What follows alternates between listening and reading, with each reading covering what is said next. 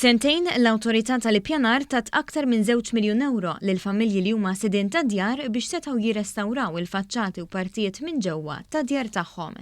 Il-perit David Malija spjega li l-iskema Rrestawra Dahrek hija miftuħa għal residenti li huma skeddati jew li jinsabu f'żoni ta' konservazzjoni urbana.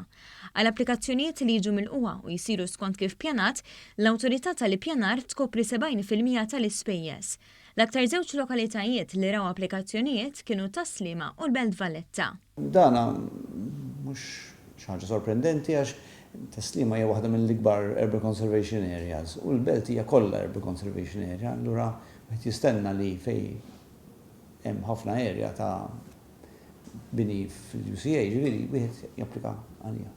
Fil-fatt, fl-2017 kien hemm 120 applikant li kull wieħed minnhom irċieva medja ta' 6,500 euro. Fl-2018 kien hemm 57 applikant li rċevew medja ta' 5,000 euro kull wieħed. L-istatistika għal din is-sena għadha qed tinħadem kif l-applikazzjonijiet għalqu ftit tal-ġimgħat ilu. Din is-sena l-Awtorità tal-Ippjanar nediet skema oħra bl-isem ta' Streetscapes.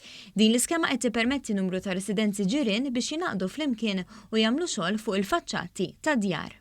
Streetscape tikkonsisti f'aktar minn dar waħda, almenu tnejn, li jkollhom faċċata bejniethom ta' 50 metru u l-sidien idu jaqblu li jaħdmu bl-istess perit u jagħmlu xogħol ta' rrestawr fuq barra flimkien.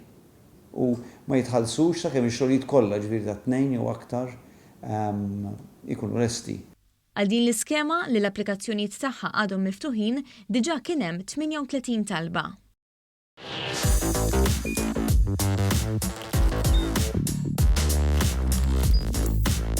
Idħol fuq one.com.mt u hemmhekk tista' tara l-programmi kollha li jxandru fuq One permezz ta' One Play.